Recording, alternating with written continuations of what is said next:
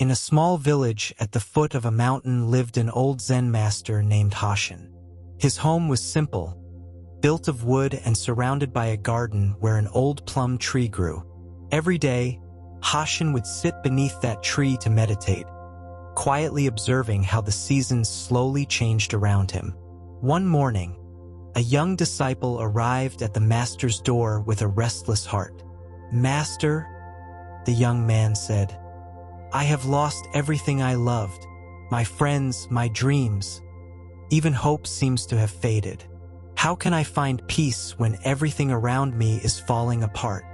Hashin smiled gently and pointed to the plum tree which, despite the cold winter, still stood strong, though it had neither leaves nor blossoms. "Come, sit with me beneath this tree," he said. The disciple obeyed, and together they remained in silence, listening to the whisper of the wind. Master Hashin looked at the young man and said calmly, "Look at this tree. In winter, it loses its leaves and appears dead.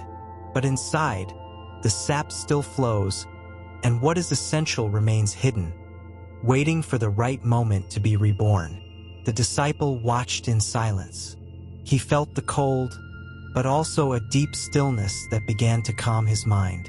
Sometimes, Hashin continued, when we lose what we believe is vital, we forget that the truth is not in what we can see or touch. What is essential lies within us, beyond loss, beyond changing forms. A gentle smile appeared on the young man's face, and for the first time in a long while, he felt a spark of hope. The disciple, still seated beneath the bare tree, took a deep breath and asked, "How can I find what remains when everything around me changes and disappears?" Hashin closed his eyes for a moment and replied, "It is not found by looking outward, but by observing within. When you stop clinging to fleeting things, you discover that your true essence is like the tree, strong, silent, and eternal."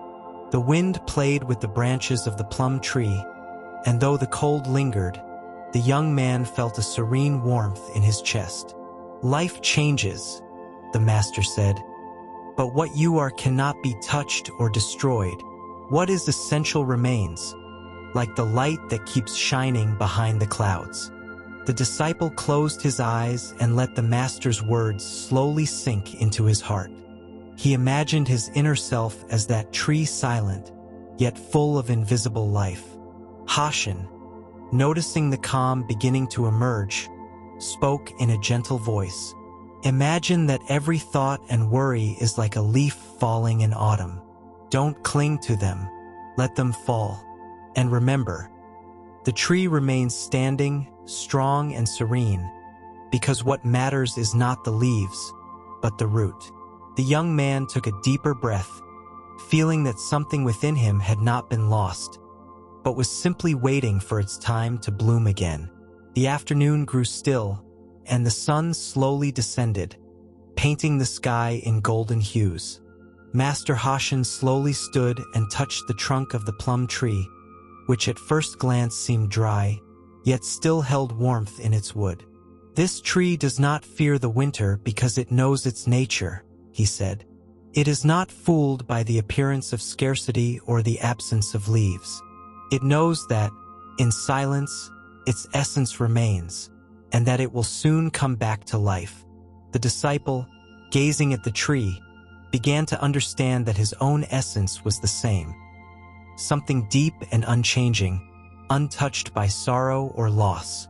"When you feel lost," the master continued, "remember this tree. Remember that what is essential in you remains alive, even when everything else seems to fade."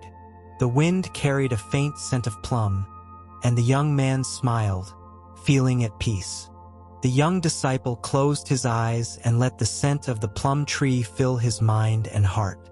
He realized that pain and sorrow were like falling leaves, natural and necessary parts of life's cycle, but not what truly defined who he was. Hashin added in a calm voice, "Learn to let go of what you cannot hold on to, and you will discover the freedom that comes from recognizing that what is essential is never lost."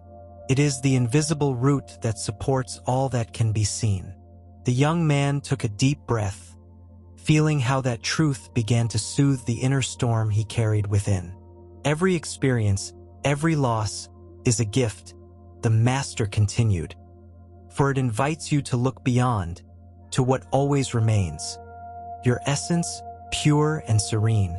The sun disappeared behind the mountain, and a peaceful darkness settled over the village, preparing everyone for sleep. Night arrived silently, like a sigh that wraps the earth without disturbing it.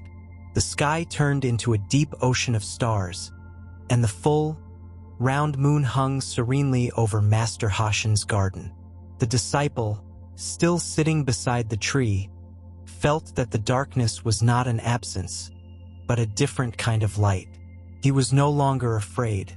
For the first time in a long while, his heart did not tremble before the unknown. "Master," he whispered, "now I understand. What remains does not need to shout, nor to be seen. It is here, in this very moment, like the tree, like the moon, like the calm that embraces me." Hashin nodded in silence. The teaching had already taken root. The plum tree, still bare, seemed to glow softly under the moonlight, as if it knew that soon, very soon, its blossoms would return. The wind blew gently, like an invisible caress, bringing with it the promise of renewal. "When you sleep," said the master in a low voice, almost like a thought, "don't carry what is heavy, carry only what remains."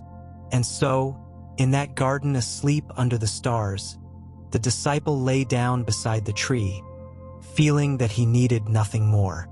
The disciple, wrapped in his cloak, lay down beside the warm trunk of the plum tree. He closed his eyes, and his breathing slowed, matching the silent heartbeat of the night. He didn't think about the past nor fear the future. He was simply there, present, supported by the earth and by a certainty as gentle as the breeze. The essential within him had never been lost. The tree, which seemed asleep, witnessed that sacred moment. On one of its branches, a tiny bud began to swell, barely visible, like a secret only the night knows. It was life making its way in its own time, unhurried and quiet. From the temple window, Master Hashin watched silently. He felt no need to say anything more. That silence spoke for him. The stars twinkled softly above the garden, as if singing a wordless song. And in the midst of that invisible melody, the disciple sank into a deep sleep, not as one who flees the world, but as one who merges with it. And so, as he slept, his soul blossomed in the invisible, remembering that even in the deepest stillness, the essential remains.